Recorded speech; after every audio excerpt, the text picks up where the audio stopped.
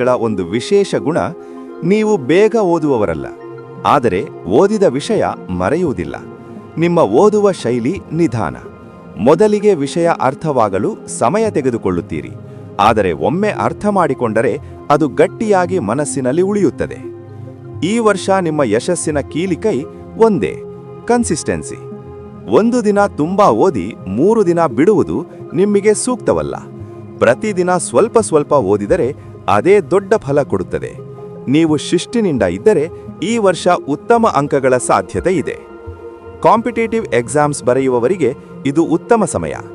Banking, ಸರ್ಕಾರಿ ಪರೀಕ್ಷೆಗಳು, ತಾಂತ್ರಿಕ ಕ್ಷೇತ್ರ ಇವುಗಳಲ್ಲಿ ನಿಧಾನವಾದ ಆದರೆ ಸ್ಪಷ್ಟ ಪ್ರಗತಿ ಸಾಧ್ಯ. ಮೊದಲ ಪ್ರಯತ್ನದಲ್ಲಿ ಫಲ ಬರದಿದ್ದರೂ ನಿರಾಶರಾಗಬೇಡಿ, ನಿಮ್ಮ ಶ್ರಮ ವ್ಯರ್ಥವಾಗುವುದಿಲ್ಲ. ಮುಖ್ಯ ಎಚ್ಚರಿಕೆ: ಭಾಗ ಹಠ ಕಡಿಮೆ ಮಾಡಬೇಕು. ನಾನು ಓದುವ ವಿಧಾನ ಇದೆ ಎಂದು ಜಿಡ್ಡು ಹಿಡಿಯಬೇಡಿ. ಕೆಲವೊಮ್ಮೆ ಶಿಕ್ಷಕರ ಸಲಹೆ ಅಥವಾ ಹೊಸ ವಿಧಾನ ಪ್ರಯತ್ನಿಸುವುದು ಉತ್ತಮ. ಬದಲಾವಣೆ ಭಯ ಬಿಡಬೇಕು. ಹೊಸ ಕೋರ್ಸ್, ಹೊಸ ವಿಷಯ ಅಥವಾ ಹೊಸ ಪರೀಕ್ಷೆಗೆ ಭಯಪಡುವುದನ್ನು ಬಿಡಿ. ನೀವು ಕಲಿಯುವ ಸಾಮರ್ಥ್ಯ ಹೊಂದಿದ್ದೀರಿ. ಆರೋಗ್ಯ ಜಾಗ್ರತೆ: ಕಂಠ, ಗಲಸ, ಥೈರಾಯ್ಡ್ ಸಂಬಂಧಿತ ಸಮಸ್ಯೆಗಳಿಗೆ ಗಮನ ಕೊಡಿ. ತಣ್ಣೀರು, ಜಂಕ್ ಫುಡ್ ಕಡಿಮೆ ಮಾಡಿ.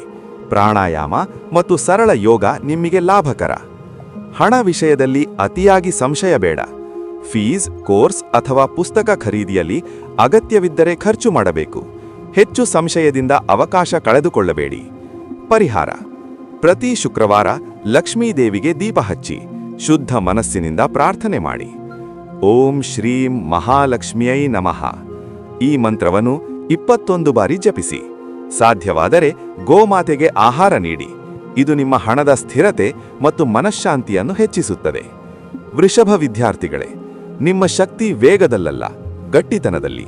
ನಿಧಾನವಾಗಿ ನಡೆದರೂ ಸರಿಯಾದ ದಿಕ್ಕಿನಲ್ಲಿ ನಡೆದರೆ ನೀವು ಗೆಲ್ಲುತ್ತೀರಿ. ಈ ವರ್ಷ ನಿಮ್ಮ ಶ್ರಮದ ಫಲ ಖಂಡಿತವಾಗಿ ಕಾಣಿಸುತ್ತದೆ. ವೃಷಭ ರಾಶಿಯವರೇ, ಈ ವರ್ಷ ನಿಮ್ಮ ಜೀವನದಲ್ಲಿ ಸಿಡಿಲಿನ ವೇಗದ ಬದಲಾವಣೆ ಇರಲಿಕ್ಕಿಲ್ಲ. ಆದರೆ ನೆನಪಿರಲಿ, ಭೂಮಿ ಶಬ್ದ ಮಾಡೋದಿಲ್ಲ, ಆದರೆ ದೊಡ್ಡ ಮರಗಳನ್ನು ಬೆಳೆಸುತ್ತದೆ. ಹಾಗೆ ನೀವು ಈ ವರ್ಷ ಕಟ್ಟುತ್ತಿರುವ ಅಡಿಪಾಯ ಮುಂದಿನ ವರ್ಷ ಅದ್ಭುತ ಫಲ ನೀಡುತ್ತದೆ. ನೀವು ಇಂದು ಹಾಕುತ್ತಿರುವ ಪ್ರತಿಯೊಂದು ಸಣ್ಣ ಹೆಜ್ಜೆ, ಉಳಿಸುವ ಪ್ರತಿಯೊಂದು ರೂಪಾಯಿ, ಕಾಪಾಡುವ ಪ್ರತಿಯೊಂದು ಸಂಬಂಧ ಇವೆಲ್ಲ ಸೇರಿ ನಿಮ್ಮ ಭವಿಷ್ಯವನ್ನು ಬಲಪಡಿಸುತ್ತಿವೆ. ಅವಸರ ಬೇಡ, ಆದರೆ ನಿಲ್ಲಬೇಡಿ. ವೃಷಭ ರಾಶಿಯವರೇ, ನಿಮ್ಮ ಸಮಯ ಬರುತ್ತಿದೆ.